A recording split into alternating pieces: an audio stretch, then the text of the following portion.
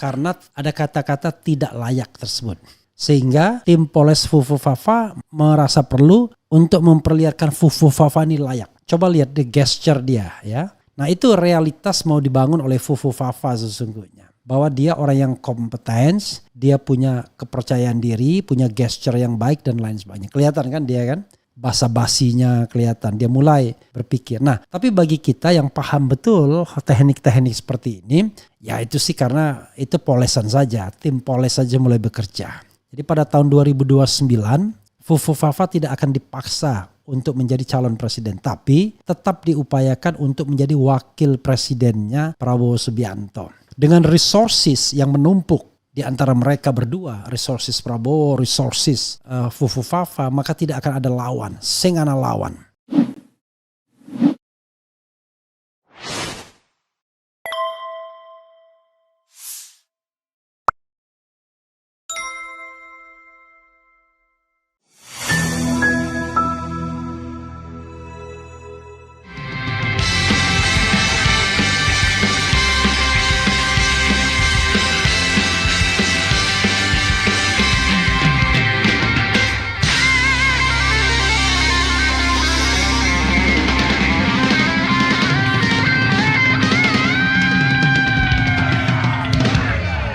Tak menganggap adanya presiden, Fufufafa langsung unjuk gigi di hari pertamanya jadi wakil presiden.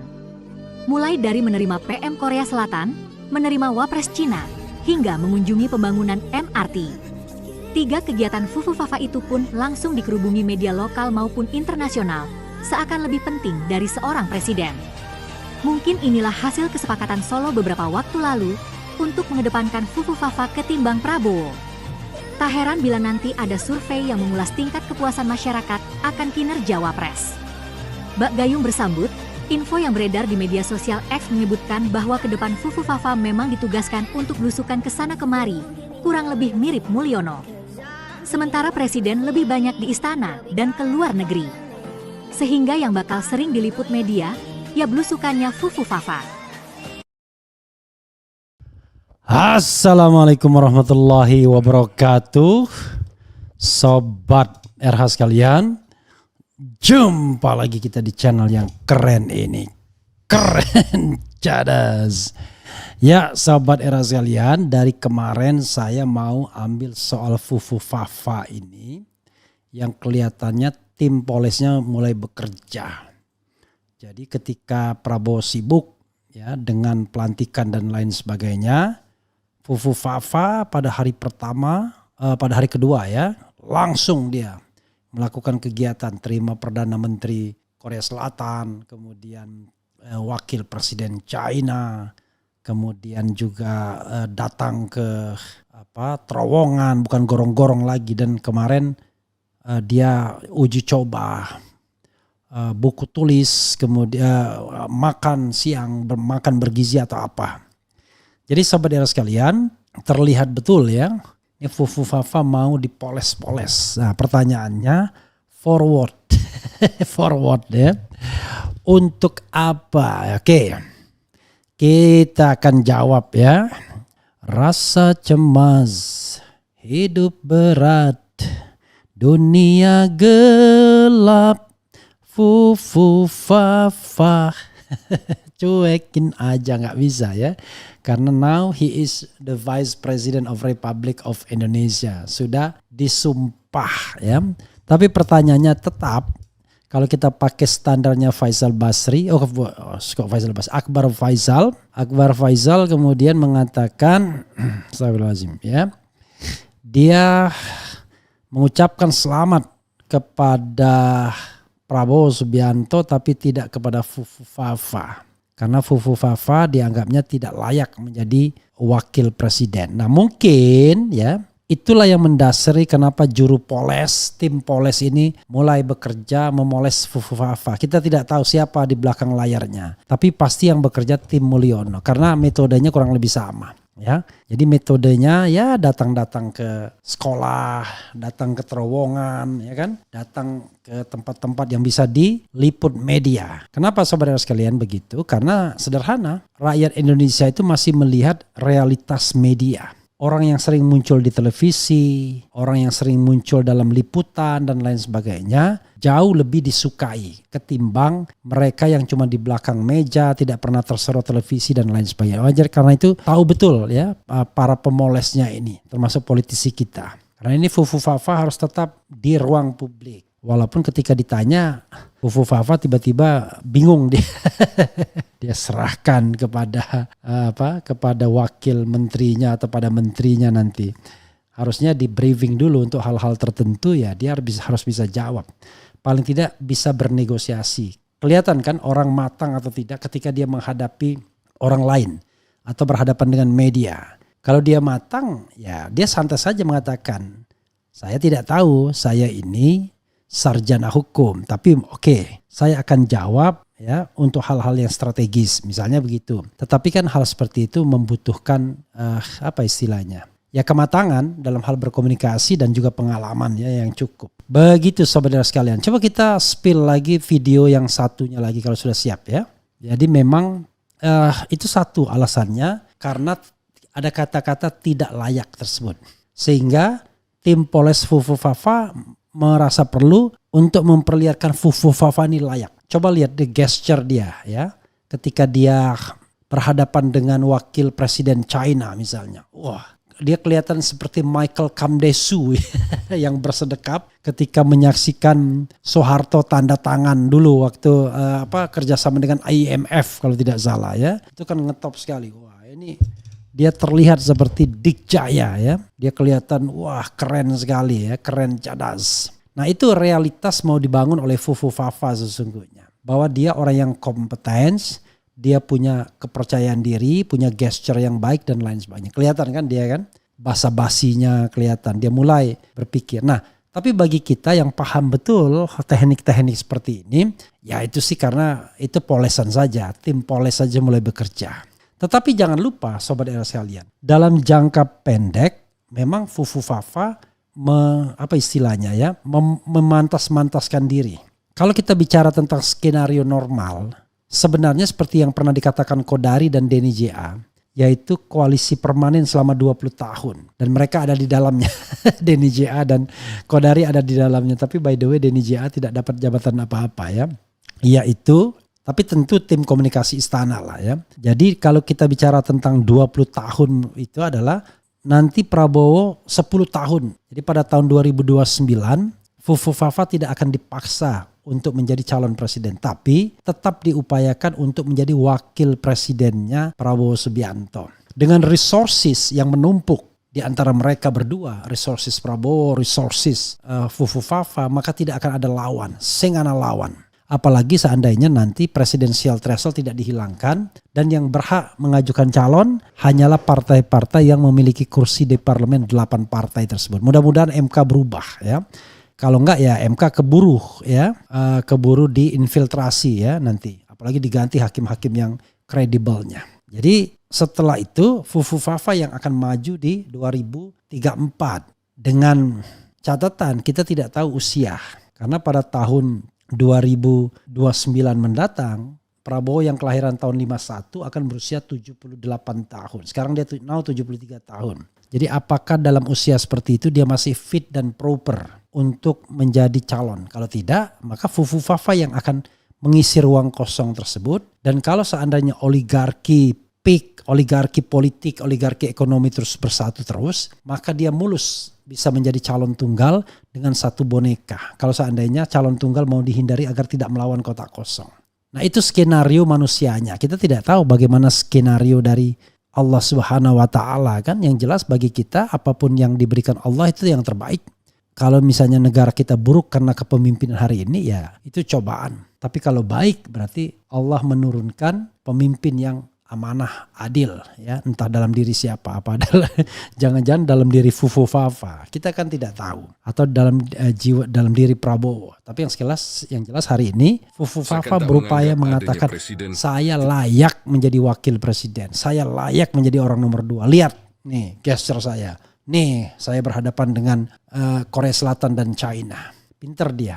Yang dihadapi adalah Korea Selatan dan China yang biasanya bahasa Inggrisnya nggak baik-baik amat. Orang Cina sama Korea kan nggak terlalu baik, jadi dia pede lah chit-chatnya ya kan. Tapi kalau yang diterima itu misalnya Perdana Menteri Inggris, wah rasanya dia minder tuh. Tapi ini orang Cina juga nggak paham itu bahasa Inggrisnya. Jangan-jangan dia nggak bisa juga bahasa Inggris. Korea Selatan nggak canggih-canggih amat bahasa Inggrisnya. Maka dia terima. Jadi saudara sekalian, realitas seperti ini sedang dimainkan ya. Coba inikan lagi ya. Luar biasa Fufu Fafa ini. Nah kalau kita lihat Said Didu misalnya, apa yang disirkulasikan Said Didu.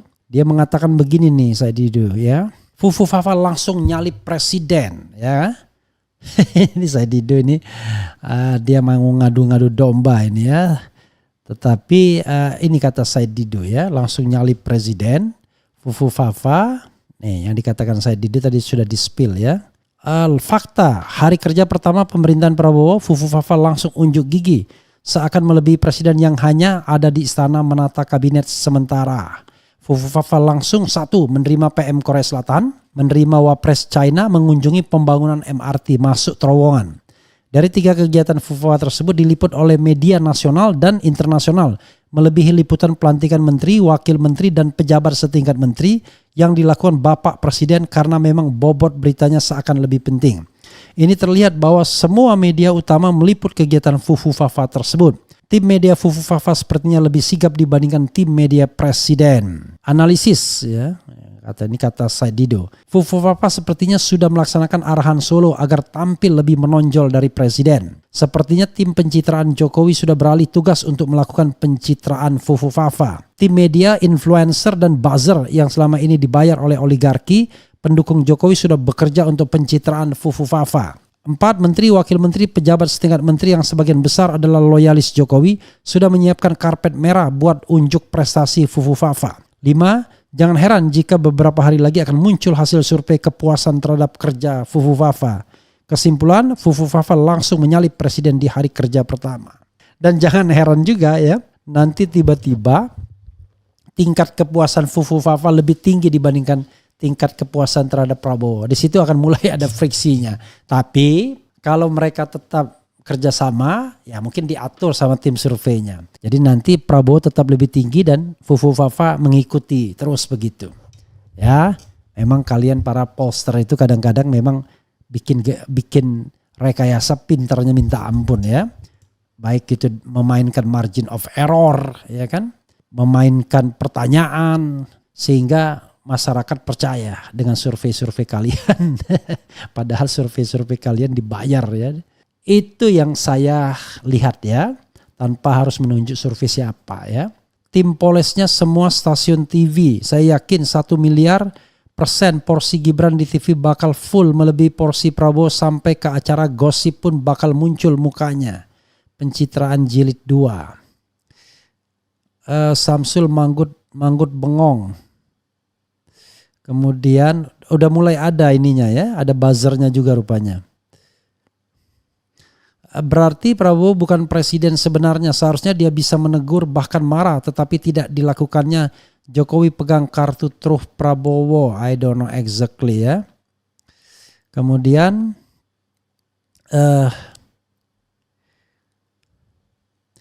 Wapres kok bisa lebih dominan, RI1 bisa apa? Kita ini kan baru pertama ya.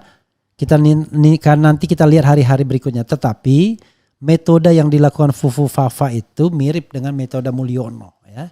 Metode pencitraan ya. Karena kita tahulah mana yang bekerja sungguhan, mana yang pencitraan ya. Bukan, ini mohon maaf nih, bukan kelasnya Wapres untuk masuk gorong-gorong MRT ya. Sesungguhnya kelasnya Wapres itu ya bolehlah terima tamu. Cuman memang pertanyaannya adalah kenapa yang pertama diterima adalah Wapres China? This is the question. Seolah-olah menegaskan agar hubungan erat ya, kakak adik antara Mulyono dan Xi Jinping itu mau dilanjutkan. Kenapa saya bilang kakak adik? Karena Mulyono sendiri yang bilang bahwa Xi Jinping adalah big brother ya. Jokowi sendiri yang bilang big brother. Ya, begitu. Begitu saudara sekalian ya. Hasil kerja Kodari CS is it? I don't know exactly ya. 1 bulan muncul baliho Fufu Fafa kerjanya bagus ya. Emang bisa apa sih Samsul masalah kerja? Kemudian bagaimana Samsul Fufu Fafa berbicara dengan pejabat negara lain? Wawancara dengan wartawan saja maksudnya apa gitu ya? Mana partai omon-omon Indonesia? Buzzer RP Fufu Fafa sudah mulai kerja keras. Omon-omon, oh iya. Mereka tagih janji Jokowi, mereka senggol anaknya.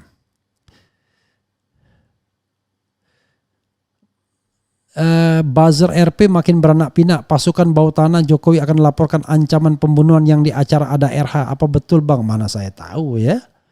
Masa emak-emak aja mau dilaporkan, itu kan emak-emak yang ngomong. Orang jalan saja susah, boro-boro mau melakukan pembunuhan ya. Tetapi kalau kemudian kekesalan tersebut diekspresikan dengan cara itu, nah itu namanya kepleset. Ya, kita harus membedakan ya, apakah niat itu dilaksanakan atau tidak. Nanti polisinya bingung sendiri.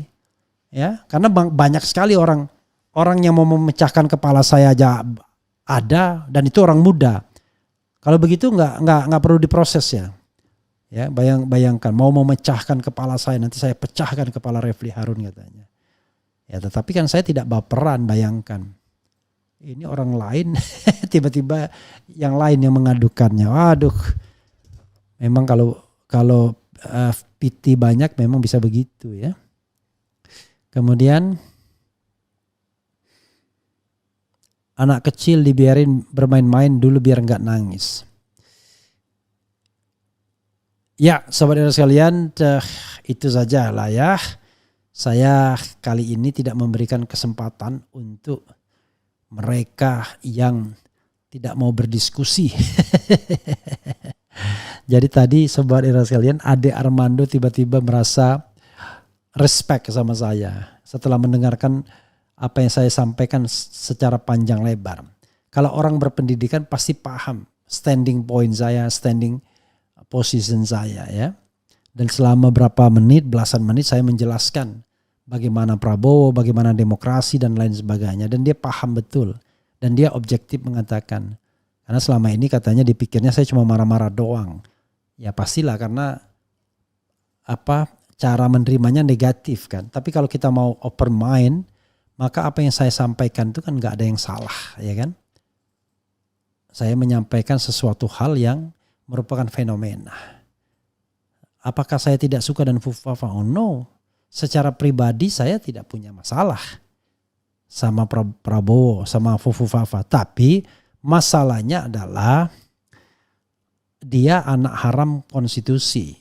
Dia menjadi wakil presiden dengan konspirasi melalui putusan MK dan kemudian ditampung oleh Prabowo. Tapi itu sudahlah selesai itu kan. Tapi kan ada masalah lain. Soal ijazah mungkin nantinya. Soal kesehatan jiwa ya nantinya, soal perbuatan tercela nantinya. Kita lihatlah bagaimana ke depannya. Kalau ternyata memang dia baik, dia bagus, ya kita bilang bagus. Tapi kalau dia hanya membebani, hanya pencitraan, hanya diberikan polesan-polesan begitu terus, gimmick-gimmick begitu, maka kita nggak penting lagi yang begitu. Kita butuh pemimpin yang genuine, yang bekerja, bukan pemimpin yang pencitraan. Jokowi terlihat sederhana tapi ujung-ujungnya pencitraan sekali ya. Jauh lebih pencitraannya dibandingkan SBY. Kalau SBY persepsinya adalah dia pandai ya, dia teratur ngomongnya dan lain sebagainya. Tapi kalau Mulyono ingin mengklaim bahwa pembangunan itu adalah karya dia, tangan dia. Nah itu yang susahnya. Seolah-olah orang lain nggak ada tidak ada kontribusinya dalam pembangunan jalan tol, jembatan dan lain sebagainya. Dan dia lupa dia meninggalkan utang yang akan jatuh tempo tahun depannya lagi itu sampai 800 triliun. Ya. Itu ya lebih hampir sepertiga daripada kita punya budget, punya APBN. Sehingga yang terjadi adalah pasti kita ngutang lagi. Makanya Sri Mulyani yang dipakai karena Sri Mulyani lah yang paham soal gali lubang tutup lubang begitu anggaran negara. Orang lain mungkin nggak bisa. Karena selama pemerintahan Presiden Jokowi lebih dari 5 tahun dia mendampingi, itulah kerjanya, gali lubang tutup lubang. Itu saja saudara sekalian. Wassalamualaikum warahmatullahi wabarakatuh. Keren, cadas. Ciao.